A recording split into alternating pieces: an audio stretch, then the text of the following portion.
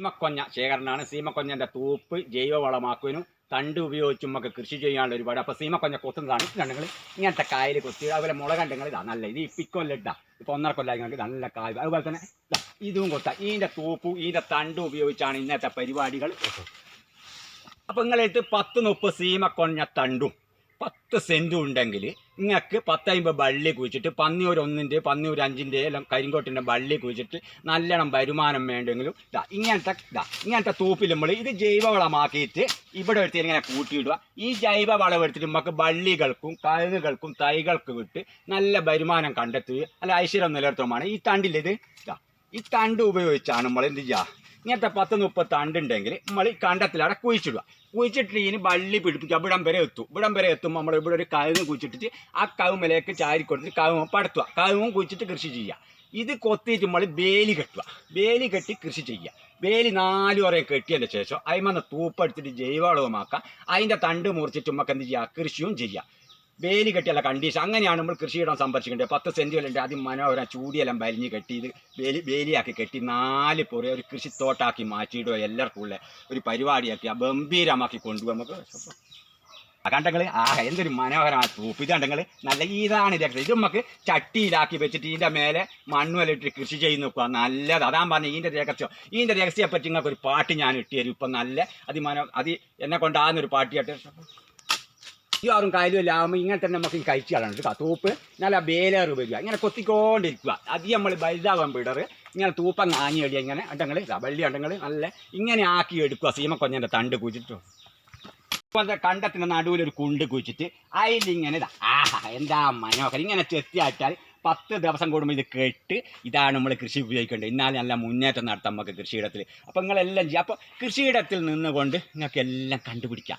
ഞാനിപ്പോൾ 10-100 പാട്ട് കണ്ടുപിടിച്ച് നിങ്ങൾക്ക് കിട്ടിയിരുന്നു നല്ല അതിമനോഹരമായിട്ട്. അങ്ങനെ മനോഹരമായി എന്നല്ല, നമ്മളിപ്പോൾ ഒരു മൂളിപ്പാട്ടും പാട്ടൊന്നും പാടാതെ ആൾ ഇതുവരെ ഒരു പാട്ടും ഞാൻ ഇതുവരെ പാടിയിട്ടില്ല. നിങ്ങൾക്ക് 5-6 ദിവസമായി ഞാൻ വീഡിയോയിൽ കൃഷിപ്പണി ചെയ്യുമ്പോൾ മുഷിയാതിരിക്കുക 2-3 മാതിരി കവിൻ്റെയും കൃഷിൻ്റെയും അതിൻ്റെ എല്ലാം കാണിച്ച് ഓരോന്നിൻ്റെ പാട്ട് കണ്ടുപിടിച്ച് നമ്മൾ നിങ്ങൾക്ക് കിട്ടിയിരുന്നു.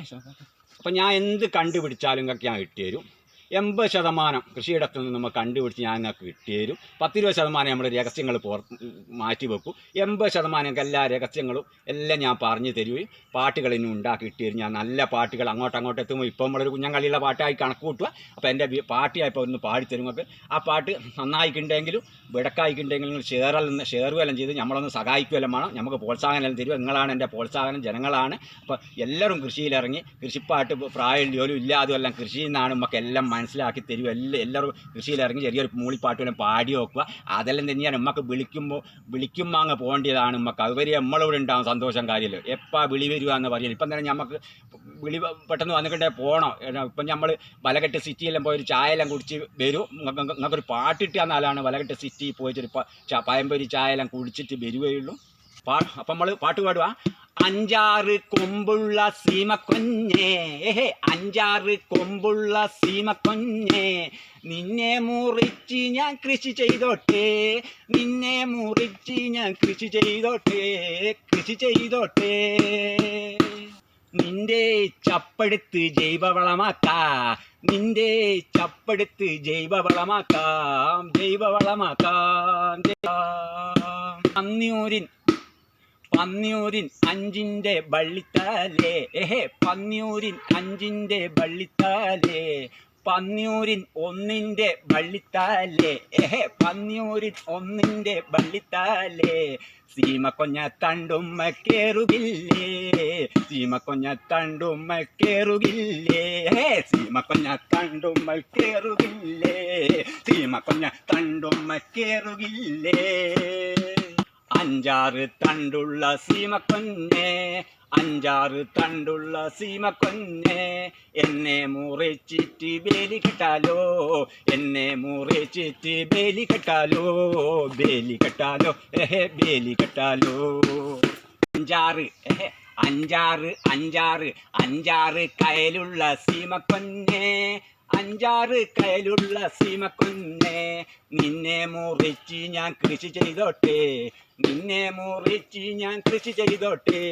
പന്നിയൂരിൻ 1-ൻ്റെ വള്ളിത്താലേ, പന്നിയൂരിൻ 1-ൻ്റെ വള്ളിത്താലേ, പന്നിയൂരിൻ അഞ്ചിൻ്റെ വള്ളിത്താലേ പന്നിയൂരിൻ അഞ്ചിൻ്റെ വള്ളിത്താലേ പന്നിയൂരിൻ അഞ്ചിൻ്റെ വള്ളിത്താലേ പന്നിയൂരിൻ അഞ്ചിൻ്റെ താലേ പന്നിയൂരിൻ്റെ ഒന്നിൻ്റെ വള്ളിത്താലേ ഇന്നെ മുറിച്ച് ഞാൻ കൃഷി ചെയ്താല് ഇന്നെ ഞാൻ മുറിച്ച് ഞാൻ കൃഷി ചെയ്താല് ഇന്നെ ഞാൻ മുറിച്ചൊന്ന് കൃഷി ചെയ്താല്